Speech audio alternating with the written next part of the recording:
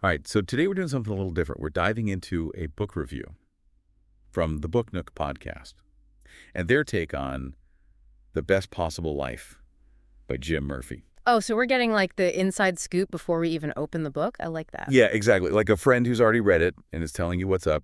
And, this particular friend seems to have a knack for finding some really good stuff in the self-help world. So from what I can tell, this book is all about how to live a really fulfilling life. Yeah. But not in like that cheesy way that some self-help books can be. Yeah. This one really seems to go deep into mindset and habits and the people you surround yourself with. Interesting. That seems to be a shift in the whole self-help world these days, right? Away from those quick fixes and toward building something more. Totally. It's like you're building a house, right? You need a solid foundation, Yeah. not just some fancy decorations. Yeah. So speaking of foundations, let's talk about the author, Yeah. Jim Murphy. This guy is not just some random life coach. He's got some serious street cred. We're talking life coach, motivational speaker, and former corporate executive. Wow. Okay, that's a really interesting combo. It makes me wonder if that corporate background actually helps him connect with people, the people who are maybe feeling kind of burnt out Yeah. and are looking for something more. Right. It's not always easy to bridge that gap. Exactly. It makes you wonder if he maybe even felt that pull himself at some point. Yeah. Like, was there a moment where he was just like, wait a minute, there's got to be more to life than this? Yeah. Maybe that's why his message resonates so much. But yeah, the review really emphasizes how his background, it makes his advice feel really relatable. Yeah. And also actionable. Yeah, that's key. You can read all the self-help books in the world, but if you don't actually use the advice, what's the point? Exactly. Okay, so let's get into the structure of the book. It's built around three main ideas: contentment, joy, and confidence. And each section really explores like the why and the how of achieving these things. Like it goes beyond just the surface level. Sounds like a roadmap almost, guiding you step by step. Ooh, I like that analogy. Yeah. A roadmap to your best possible life. So let's start with the first stop on that roadmap: contentment. And this is where the book gets really interesting right away. It challenges this idea that contentment equals complacency. Ah, I see where this is going. It's about being actively at peace, not just settling. It's not giving up. It's finding that sweet spot where you can appreciate what you have right now, but still keep striving for more. Exactly. And it makes me wonder how many of us are out there chasing things we think will make us happy when we already have everything we need to feel content. It's easy to fall into that trap, especially in a society that's constantly telling us we need more, more, more. Right. Like you get the promotion and then you immediately want the next one. You buy the new car and suddenly you're looking at an even fancier model. But this book seems to flip that script. It talks about this thing called the enough principle. Imagine waking up every day feeling like you already have everything you truly need. How would that change your perspective? It would be so freeing. Shifting your focus from a place of lack to a place of abundance. I know, and I'm already feeling more relaxed just thinking about it. And to make this idea even more, tangible, the book emphasizes living in the present moment. It dives into things like mindfulness and gratitude journaling to help you actually experience that sense of enough.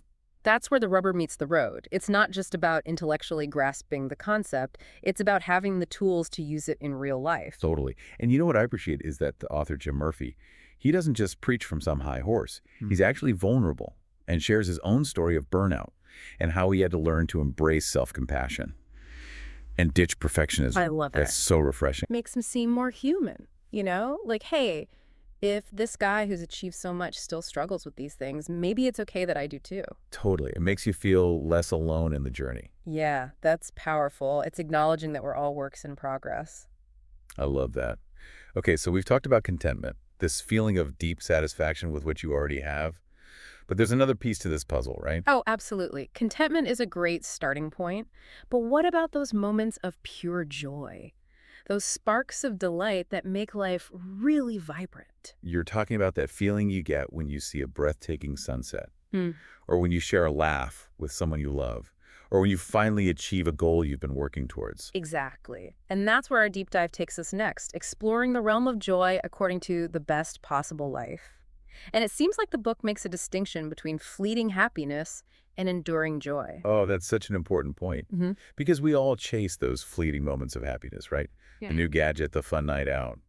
But they never seem to last. They're like sugar rushes, a quick burst of energy, and then an inevitable crash. But true joy, the kind this book is talking about, is much deeper and longer lasting. And what's fascinating is that the book actually seems to offer a roadmap for cultivating that kind of unshakable joy.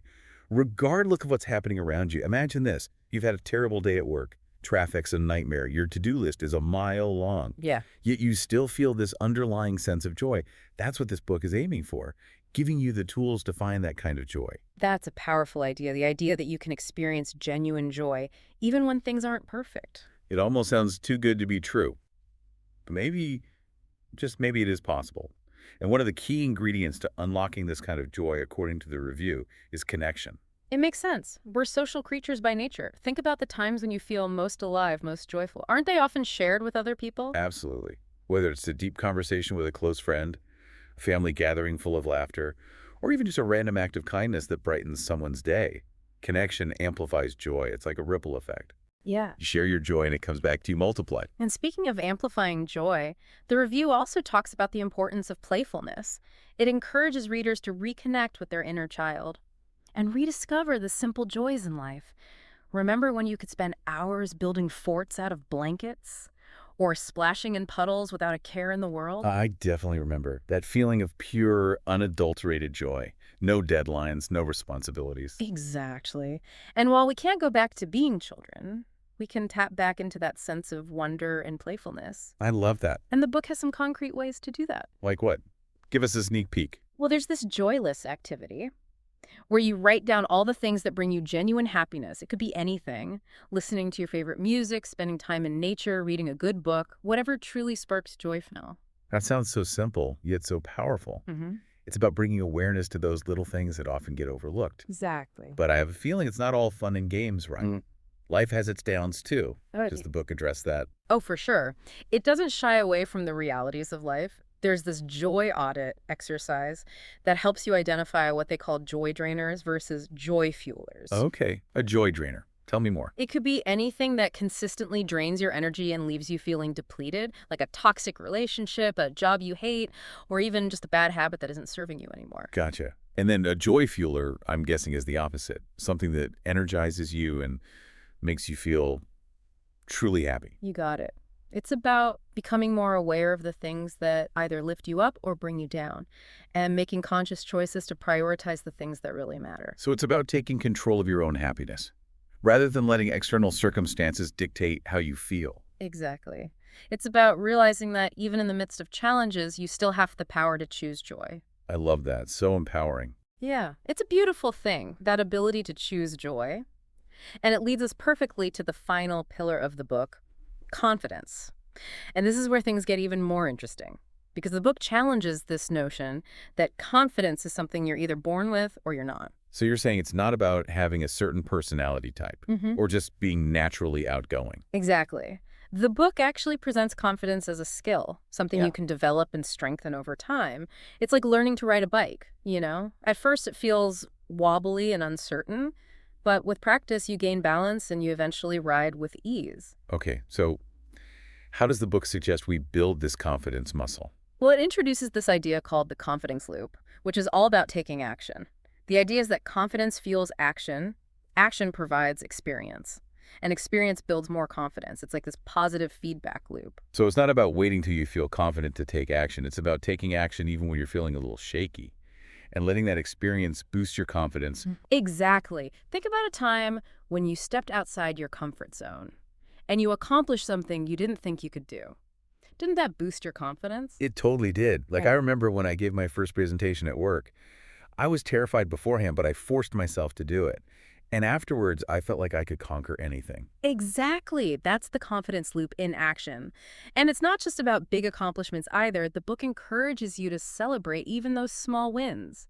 There's an exercise they call the confidence journal, where you track your successes no matter how small, to help you build that sense of accomplishment. I love that. It's so easy to get caught up in our shortcomings and forget to acknowledge how far we've come. And speaking of shortcomings, the book doesn't shy away from the role of failure in building confidence. There's an entire chapter on reframing failure as a learning opportunity instead of a setback. That's so important because, let's be real, we all fail sometimes. It's a part of life. But it's how we choose to view those failures that really matters. Totally.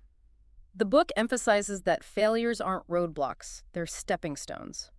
And to drive this point home, Jim Murphy shares his own stories of failure to remind us that even the most successful people stumble sometimes. It's so refreshing to see that Yeah. kind of vulnerability, Yeah. you know, especially in a self-help book. It makes the advice feel more authentic and achievable. Like, hey, if this guy can bounce back from setbacks, maybe I can too. Exactly. It reminds us that the journey to a fulfilling life isn't always a straight line. There are going to be twists and turns, but it's in those twists and turns that we really grow. Okay, so we've explored these three pillars of a fulfilling life: contentment, joy, and confidence. But I'm curious, how does the author actually present all of this? What's the writing style like? Well, the review makes it sound like Jim Murphy found a good balance. He blends personal anecdotes with practical advice and even a little bit of science. It's conversational, yet insightful. Engaging, but not overwhelming. That sounds like the perfect mix. It's not just dry theory, it's relatable and applicable to real life. And I love that they include reflection questions at the end of each chapter. Oh, yeah. That's such a smart way to encourage readers to actually engage with the material and make it more personal. It's not just about passively reading, it's about applying it to your own life. Exactly. And at the end of the day, that's what makes self-help effective.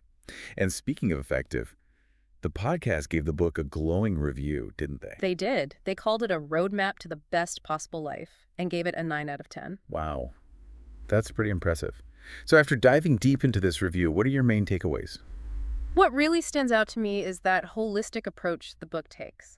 It doesn't just focus on one aspect of well-being. It ties together contentment, joy, and confidence, recognizing that all of these things are interconnected. I agree. It's not about compartmentalizing different parts of your life. It's about creating that harmony so you can thrive in every area. Exactly. It's about cultivating these qualities from the inside out, not relying on external factors or quick fixes. I think that's the real key to a fulfilling life. So what does all of this mean for our listeners? What's the one big takeaway they can walk away with today? I think the biggest takeaway is this. You have the power to create your best possible life. Contentment, joy, and confidence, these aren't just things some people are lucky enough to have. They are skills, and you can develop them through effort and practice. It's about taking control, not just hoping for the best, but actively creating the life you want. Exactly. And this book seems to offer a really practical and inspiring guide for anyone who wants to start that journey. And I love that it emphasizes those small steps. It's not about drastic overnight changes. It's about those consistent, small actions. It's like that saying, a journey of 1,000 miles begins with a single step. Every small action, every positive choice, contributes to the bigger picture. And I also find it inspiring that the book reminds us that we're not alone in this. The author's willingness to be vulnerable and share his struggles. It makes this whole thing feel less daunting. Yeah, it's like he's saying, hey, I've been there too. You can do this. It's powerful. So now I want to hear from our listeners. What resonated with you the most from this deep dive? What's one small action inspired by this book that you can take today to start moving toward your best possible life? It could be anything. Starting a gratitude journal, getting out in nature, reaching out to a loved one, or just taking a few minutes to practice mindful breathing. Whatever it is, remember those small steps can lead to big changes. Who knows, maybe one day you'll be writing your own book about living your best possible life. That's a great thought. It's inspiring to think about the potential we all have to create something truly extraordinary. Absolutely. And maybe by sharing our stories and supporting each other, we can all make the world a little brighter, a little more joyful, a little more fulfilling. So true. Well, that about wraps up our deep dive into The Best Possible Life by Jim Murphy. We hope you found this conversation as insightful as we did. We did. And remember, the journey to your best possible life starts today. Take those small steps, embrace the journey, and never stop believing in your own amazing potential. Until next time, keep diving deep. We'll see you on our next deep dive. Amazing, right? Yeah, Like yeah. just by focusing on our own well-being, we can actually make a positive impact on the world around us. Yeah, it's like those ripples, spreading outward. You take care of yourself, and that positive energy just naturally flows out to others. I love that. So it's not selfish to put yourself first. It's actually the opposite. When you're feeling good, Yeah. you're able to show up better for the people in your life. Right. And that leads us to a final thought-provoking question for our listeners today. Imagine you could bottle up the essence of this book and share it with the one person who needs it most. Who would that be? Ooh, that's a tough one. It makes you really think about the people you know. And who could really benefit from this message? It could be anyone, a friend, a family member, a coworker, someone going through a rough patch, or maybe just someone who needs a reminder of how strong they are. I think that's a beautiful way to wrap up this deep dive.